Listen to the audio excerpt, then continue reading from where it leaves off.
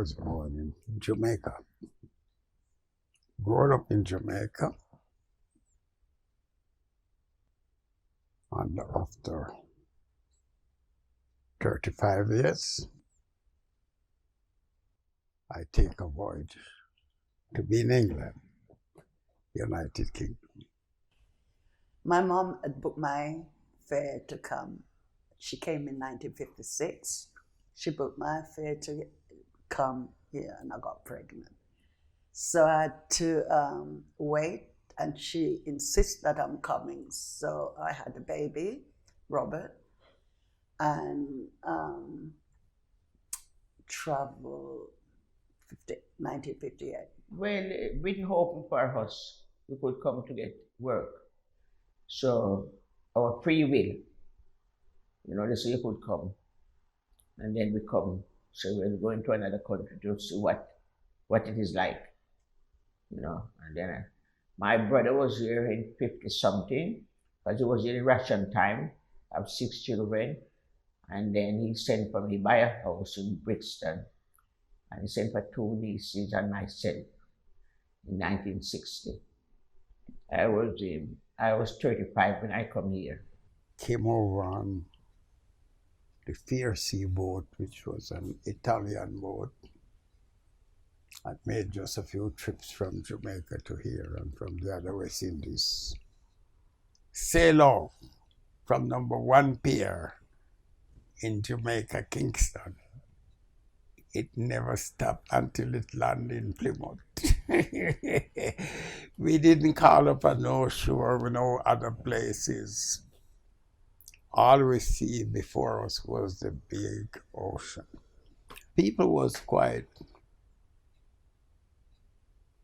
cheerful and social. We had lovely meals because on the boat they did have Jamaica cook. We had storm in the middle of the sail, and then the night when we were going to land, we had a nut. Oh, that was the worst one. We had it was frightening. I heard all kind of machine turn on in the boat. The morning, when you went to the shower room, you just have to open the door and turn it. You couldn't face it. The journey on the boat was quite rocky, and a lot of people were being sick. A lot of people, you could hear the utensils, plates and things shifting, depends on the weather, yeah. And it was frightening because, I've never traveled before. I came here 57. I was born 31 and 57. I was 26 and a half when I came here. I came January. Yeah, which was the best time of my life since the death of my mother. I thank God for England and everything. I was one of the fortunate ones that I came on an airplane. I know coming here, we stopped at Newfoundland. And I mean, you don't see snow here, you see snow there. And can you imagine coming from the heat? My brother booked the fare, £85. And then when I got here, the weather was bad in Newfoundland. We stopped there, because we stopped at the airport and we have the meals there. And then they take us to the hotel about a couple miles night. And then the bus takes us back down to the airport. And then we have the meals there and things like that. And then we leave the evening. The plane I should come out on, it were delayed. And I come out on a new flight. About 15 immigrants was on the plane. It was that plane was flight to take tourists. And for some reason why I don't know, but it was delayed. And they put some of us on that plane and sent us out there. Well, it wasn't too bad. You know, I lost a calypso singing and different things like, you know. I left Jamaica 1955, 14th of November 1955. I landed in Paddington because my late husband, he was in the army. He came home and then he came back. He said if I would like to go with him, I said, you go, because it's not the area that when you were in the army that you will be going to. You are going to the area what your friends from your country, because I'm from Clarendon, he's from St. Thomas. This is so when he come over here, he's coming to his friends what he knows from home. After I left Kingston, on my way over here, they stop at different islands and pick up people. And the boat went to Plymouth. That's where I was landed. And then I took the train from Plymouth to Paddington. My boyfriend was here. He came up to England, you know. So I came to him, 56. By boat from Curacao, I go to Jamaica and all this country, and then I come by plane to come here. There was 3 trains ready to take us to different parts. Well, they were coupled together. The London train, one train came to London and one went to Manchester. So when we reached to Southampton, when they say we reach, we see the land, and all we could see is a lot of smoke and things. And we did not know nothing about this thing, about the way the houses were. And we say, well, is that all that factory? We came for because we were told it's a better place, it's a good place that we can come and we have a good life, can live a good life. Yeah. But when I came here in 62. Yeah. And those days it was very, very cold when it come to winter. Winter was very bad. And the fog, sometimes you come home, and sometimes you pass your door because it was so black you couldn't see houses. You pass home.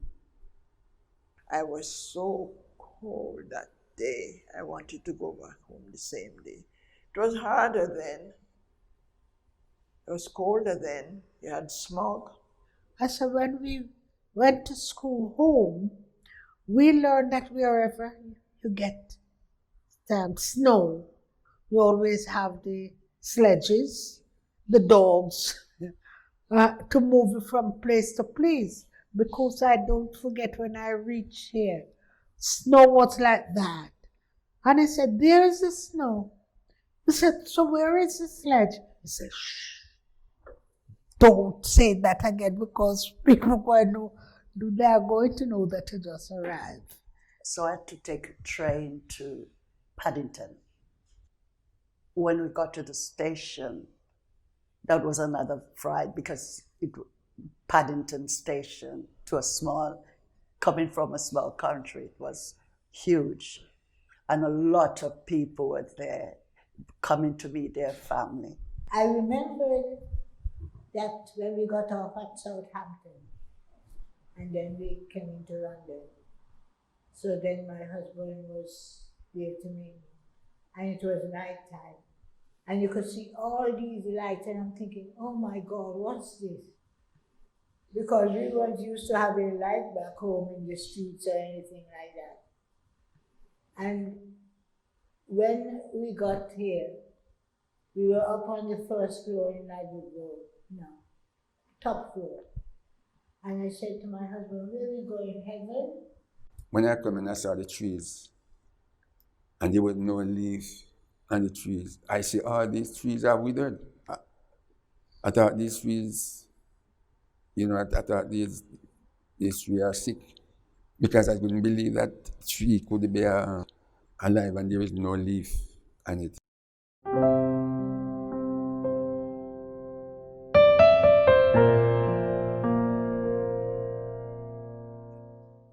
The only place that they didn't rent, it was the toilet. They would turn the kitchen into a room. Yeah, I'm telling you. Some didn't even have baths. You have to go, the bath was outside or get water inside. My mom sent for me from Jamaica. So when I came, my mom was in Brent. I was living at Minute Avenue, nearby Hardsden. The accommodation was hard to find. They didn't want no black man, nor black woman. They didn't want no dogs. They didn't want no Irishman or Irish woman. So they noticed board them on the trees and on the shop front. There is a room to let, but no black, no dog, no Irish. That was more surprising. Anyway, the home I stopped, 7 of us was in one room. Lucky that they gave me a little bed. But this bed was so small that if I want to turn, I cannot just turn on the bed. I has to get up and sit up. Well, I stayed in that bed for about 3 weeks before I get another change. And this was the road that we traveled through, the difficulties of making it through, that we are here today. I couldn't say I had problems, except when we wanted to move house. Away from that, things weren't as bad as some people experience. This African landlord, he was very good, but each person went to a room. I met people from Barbados, from Jamaica, different, and there was another St. Kitts lady there with me. There was a family in the basement, 2 on the first floor, 2 on the first floor upstairs, and there was another one like an attic. Just a small room. And we had to share it until we had to move up, yeah. You've got to keep moving. Most people eventually had to buy a house. And that's to survive, and to bring up your children, you needed a place of your own. So they bought a house and we all lived there. It was almost like a docking station for a lot of our family in Tadmore Street, and lots of people who came over came and stayed with us for a while and then moved on. Enjoyed our stay there because I think it was one of those 3 story properties on Ladbroke Grove Road, and you had also a basement as well, so you had something like 4 families living in one house. So each family had their own corridor, so upstairs, the second floor, the ground floor, and then in the basement there were 4 different families. Then we came into Brent, and that was when my grandfather decided that he'd rented enough and he's now going to buy his own house in Fortune Gate Road in Harlesden, and I think he bought it for a sum of something like £5,000 or £6,000 as it was then, and that was back in 1970. It was difficulty living out in these different apartments because sometimes they don't have enough stove for cooking. Sometimes the heater you have in your room, you have to use it to cook the meat or cook the rice. I always say God is good because I was lucky enough that I had an aunt in America and she sent me a deposit for the house. And that's how we come by our first house. You had to cope. I had, in those days, you write letters, but you could only go to the phone box. And my brother lived in Manchester. So actually, we should have gone to Manchester, but when my husband came, somebody told him they can take him to his mother, which lived in Ladbroke Road. So he stayed. My stepbrother, our family, and I lived there until I get a flat. We are in one room, and I said there was a flat going. And then I have husband, and I say, when you're in the sitting room and somebody come to it, they want to go to bed and things like that. So I leave and go to the flat, you know. And then from there now, the flat was for government, and then I get another better one. Because you have to put money in the gas, money in the TV and all that. And in the gas, when you put the money for the gas, if you came home late from work, somebody already used your gas. And that used to cause quite a bit of argument.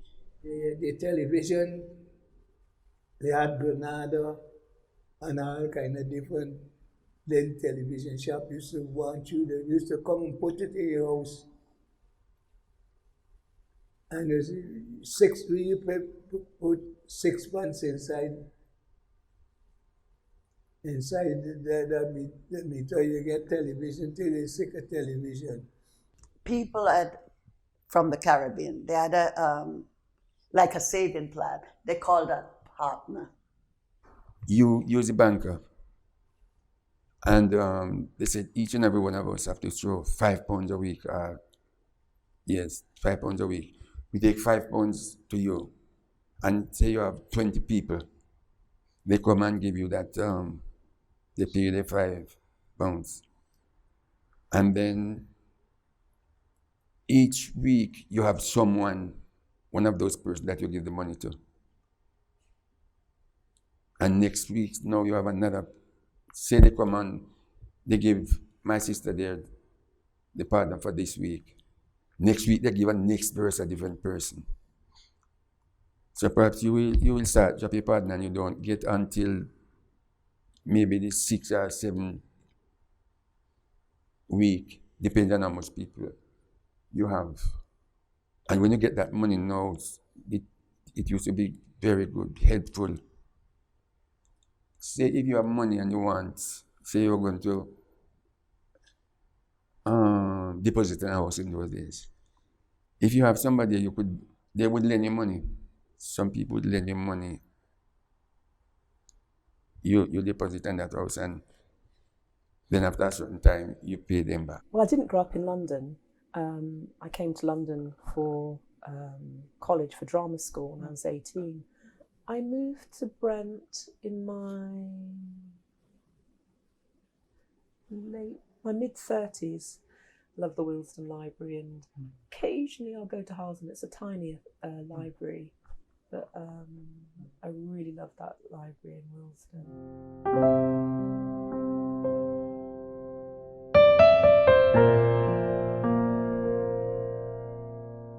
In those days, you could get a job easy.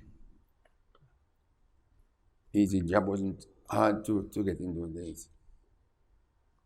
You could leave this job and few days time you go to a next place and search and you get a job.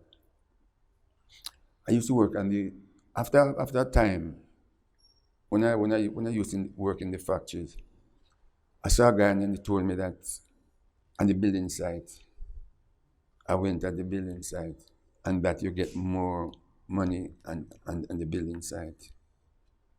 It was okay, because although it's cool and sometimes we have to be working outside, but once you start working, you don't feel big pool that much. So we came in on Sunday night, and then I got up Monday morning and get myself registered at Dickford. That's where the station was. And I started to work on Tuesday morning. But that job didn't last very long. It lasted only a week. Unfortunately, a man made an accident, and all the men, we were loading a lorry with brick, and one of the brick from my side went on the other side and hit a man in his head. So they all say it's my brick. So I got the sack. Anyway, I came home the Friday, finished. On the following Tuesday, I picked up another job. And I stayed in that job for 4 years.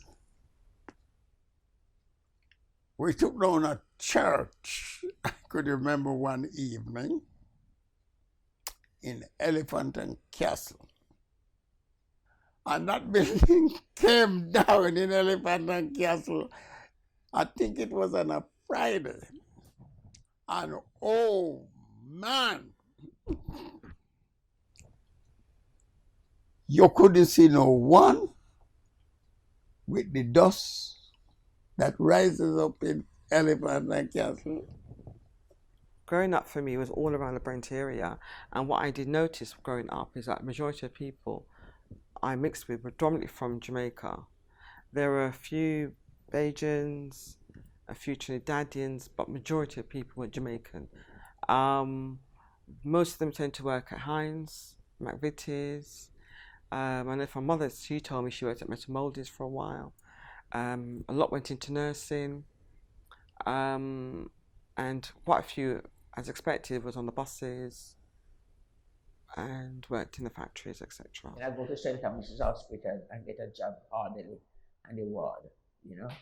And I worked there for a good while, and then there's a lady there, manager or supervisor, and she said, "Oh, I take you over to Westminster," because she liked me, she helped me, and she take me, tall lady about 50, over to Westminster Hospital.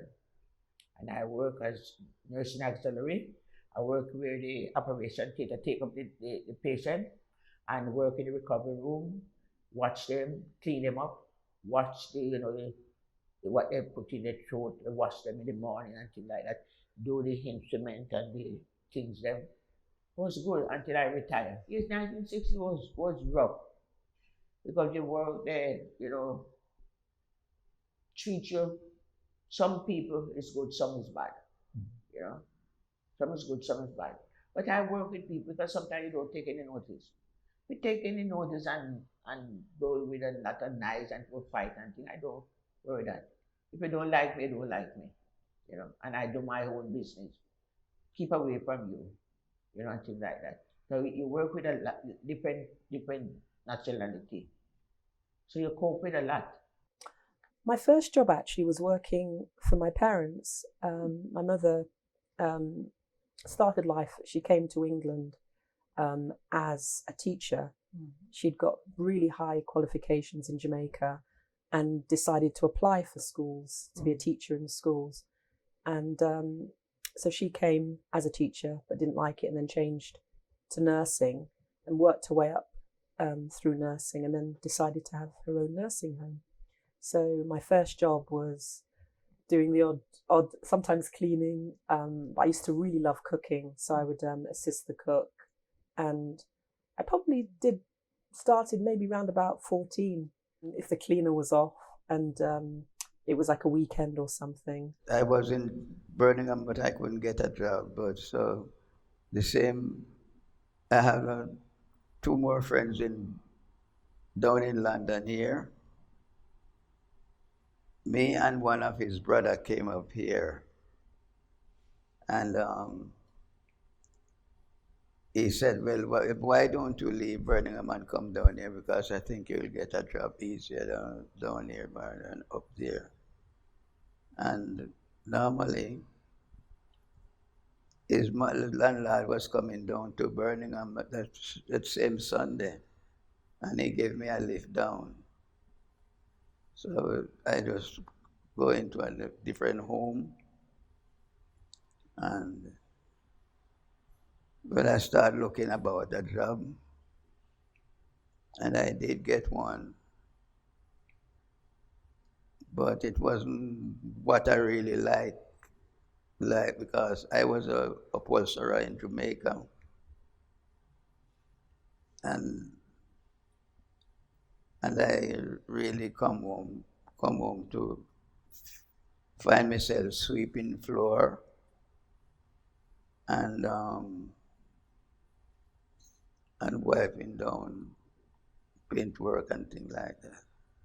Every job I always, my mom always said, yeah, I need to go to night school, and I was doing typing, shorthand typing and English.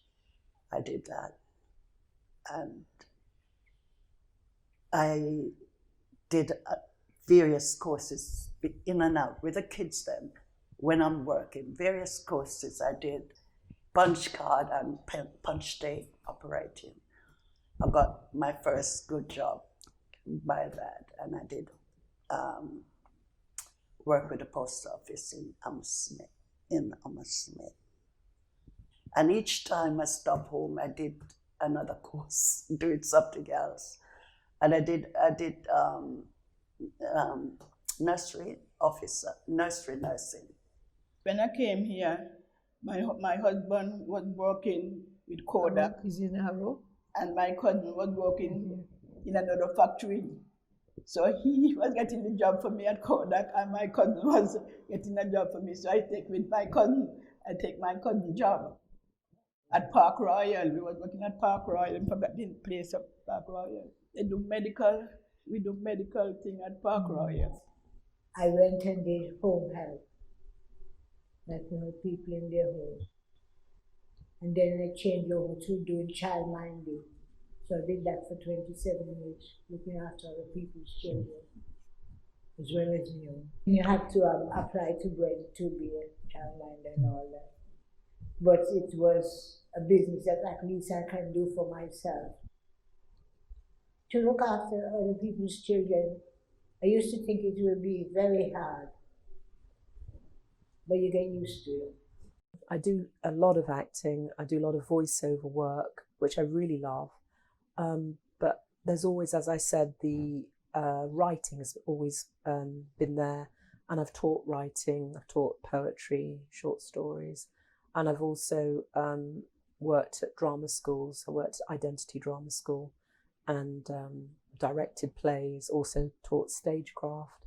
1975, I started in the civil service after I left school as a clerical officer, a clerical assistant, worked my way through, and I've always wanted to actually improve myself. So went from a clerical assistant to a clerical officer, and I tried to get to the executive officer role. I took the exams, passed the exams, but always failed the interview, and I couldn't understand why.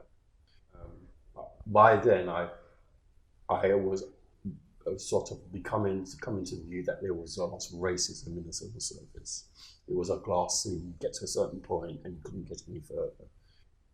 Then I became the area director for South Kilburn, and while I was at South Kilburn, I was appointed to become the regeneration director for South Kilburn, and that was actually where the master plan and all the work was happening in South Kilburn.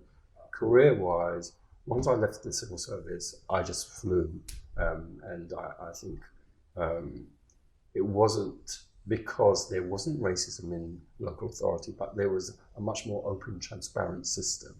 I've lived in Brent all my life. I lived on Roundwood Road for a while with my aunt and uncle, my mum, and my brother, all born here. Went to local schools. I went to Wilson High, which is now called Capital Academy. And my brother went to Elstone School, and I basically lived in Brent and worked in Brent. Did all my education in Brent. We were aware as black children at that time that we was viewed as we didn't quite make the mark. So you found a lot of us didn't always get A levels, even though we could have qualified to get them, we didn't get them. I wanted to be a secretary, a nurse, I think it was an engineer. And when I went in and said careers person, she talked about nursing only, nothing else. That was it, because that was preferred to go into. I wanted to be a secretary, did the Pitmans, everything, passed all my RSAs, couldn't find a job. Went to the Citizens of Viceroy down in Willesden. I think Mum had a problem, whatever. They were there sorting it out. And then I remember the lady, her name was Nancy. And Nancy talking to my mum talking to her. And Mum goes, well, don't you have any jobs here? And she said, yes, we might have a job coming up, but it's only part-time. And she goes, well, it's for her. So she went, okay. She looked me up and down. She goes, okay. And I got the job. And I was there for about 3 years. And then I left in 1985 and started working for Brent. Yeah, and I worked for Brent for 22 years.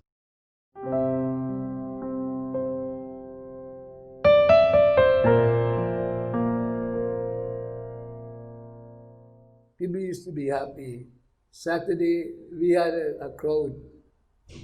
Couple of the guys being here. We had a crowd where every week it's one man turn to buy lungs. What a time it was. It was victorious time, the 60s and the 70s. Everything was around. Money was around. Love was around. People in harmony. Good food, good drinks, good clothes. My dad was the sort of man who really believed in, keeping the family together, and everybody's birthday we did something, not just our family, but my grandmother, my grandfather, my aunt, the cousins. We'd always be either at their house or going out for a treat somewhere. My father was very traditional Jamaican. He used to go and play dominoes with his friends, and the rum drinking as well. And I remember once my mum I remember this really clearly, I must have been about 5. I remember a lot of things that happened when I was 4 to 5, so I had lots of accidents. And he took me to one of his domino games, and I was really, really thirsty. And I thought the tumbler was full of water. So I can remember reaching up when I was 4 or 5 and just like gulping it down, and it was white rum. The food came. We go to Brixton. You go to Shepherd Bush, wherever you hear, for one, each one tells one, and I used to get the food. But I was adaptable. I can't remember when Mr. Patty first started up. He's been around for over 40 years now. And he's still in Harsden. The shop is still in Harsden, but Mr. Patty has died. But he was called Willie Patty, and everybody went there to get their patties. And to this day, people still go there and buy their patties from Willie Patty. The same food that we can get out here now, like yam, banana, and different things like that, We used to get it. We never used to say, well, it wasn't strange from Jamaica, because they eat yam and banana in Jamaica and things like that. And when you come to England here, and still can get the same thing. When we used to have friends, and we go, we go around, When is that one party, all of us make up and we go and have a good time, Every one party, every one birthday, we go and have a good time, Yes. And they used to love to go to dance. Dance.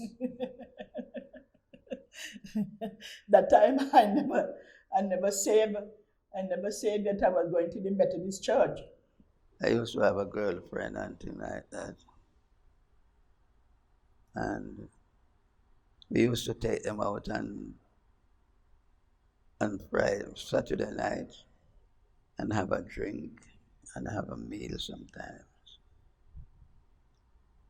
We did our own thing, have house parties, dances. We went to the cinema. The children used to go to the Saturday cinemas and we go in the evenings.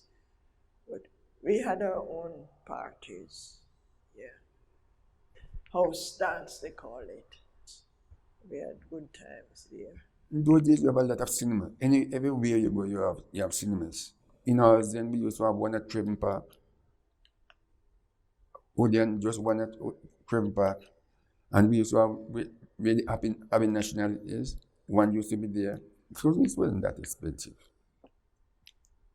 And you just get good film in those days.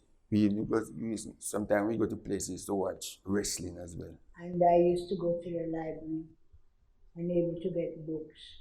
We weren't used to going partying or anything like that. When I started partying, we didn't go up that way home, so I spent, it didn't bother me. Even though my husband went out, I stayed at home. I didn't mind staying at home as long as I got a good book. I used to do a lot of Church of England. I lived in Bathurst Gardens, so the church was down the bottom of the road. As young kids, we had specific places that we actually went to, specific events. So Easter time, you went to Scrubs Lane Fun Fair, which is either in the summertime, it was dusty, so everything went black. In the winter time, if it rained, you were muddy. That was it. The other place would be Roundwood Park. They had a fun fair. So you'd go there, and when you go there, right, you'd meet other people, either from the same school or different schools. Then you had the Brent show. That's another place. All the family went. It was a nice community, more of a definite community spirit. We used to visit each other. We used to go to places together. One of the biggest experiences or enjoyment for us was going to park. I think it was Shepherd's Bush Green at the time, as a family. I did go to places like cinemas. I did go to museums and stuff, but partying wasn't part of it. One thing that was a real constant and a connection, I guess, with Jamaica was my father was an amazing raconteur. He used to always be telling us stories, and it was very traditional stories, superstitious stories about ghosts. They call them duppy in Jamaica, and about Anansi, the Spider-Man. And he would tell us all these stories. And my grandmother and grandfather, particularly my grandmother, used to tell us a lot of stories.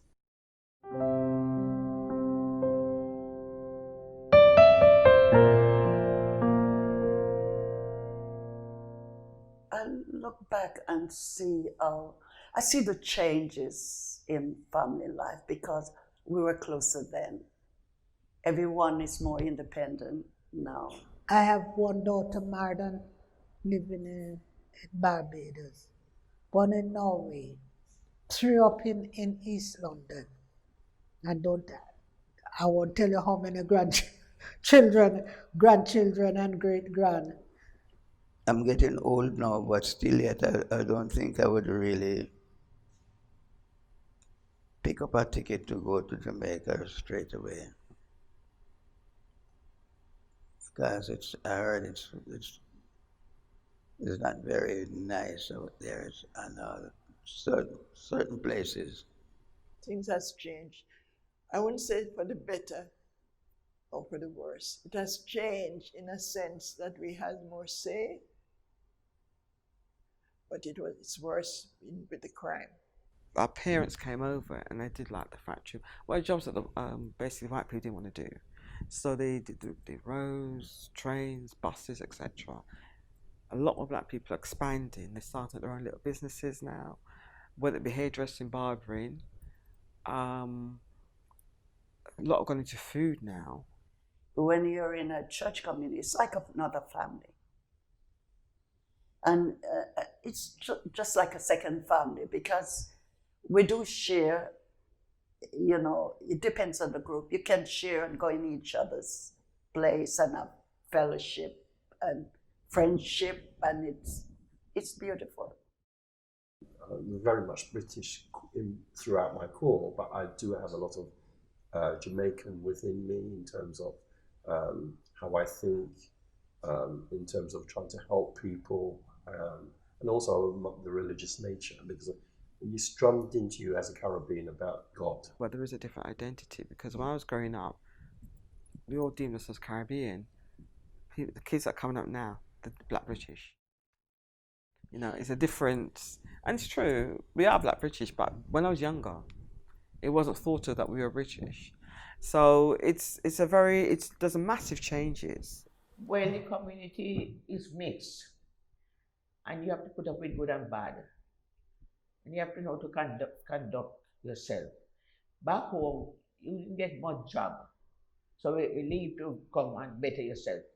You can save your money and buy a house, and can send something to your family, and things send a barrel and things to your family, you know. But you come to better yourself. It was good before, tell you the truth, but like everything, things change a whole lot. Change a whole lot in many ways. Because I've got a lot of experience in different areas of life, and just being able to share that, I think it's really important to give back to young people, to all age groups, because I also taught a workshop on the soldiers of the First World War from Africa and the Caribbean, and I worked with elders in the Brent community who were from the West Indies. Got my degree at 6 days plus, and I became involved in the community, working with Age UK, and you know, anything to do with the community, like within the older people. I was involved in those. I did. I enjoyed. It's just giving back. I run the club, the West Indian Senior Citizen. I started it in my house here. And I was here for a year and a few months. There were so many people that my settee mashup becomes down on the floor. And all these kind of things happen. So I had was to go and get a hall. And I had to say, until today, the club is still around and people is still phoning and asking, Mr. Mitchell, what about the club? I sit on the South Cuban Trust, which is dealing with its communities and actually enabling its communities to have their own independence. I sit on the Glass House Trust, which actually allows communities to take charge of places and spaces and to look after them and work with local authorities and work with other people to actually, so for example, if there's a rubbish tip on a small green and nobody's looking after it, then communities can collaborate together to make sure it's cleared and make sure it's actually maintained and looked after well. So I'm actually a treasurer on that charity. It's about the younger generation. It's about giving them hope, giving them aspiration. It's about actually setting positive role models for young people that they can follow, and I think that's what I'm trying to do. It's not I that live, but it's the good Lord. He looks after me and help me to look after others. And I think that's a great blessing. And that's what we all need. Blessing from the good Lord. It's a good thing to me, no matter what you do in life, it's not all about money, not all about possessions. When you can walk down the street and people can still greet you and feel good at seeing you. You know what I mean? You have that good name. Suppose your mother and your wife is foreign. Which of them you would be calling? Suppose your mother and your wife is drowning. which of them you would be saving? Well, as for me, my wife would have to excuse me. I would be holding on my mother. You can always get another wife, but you never ever get another mother in your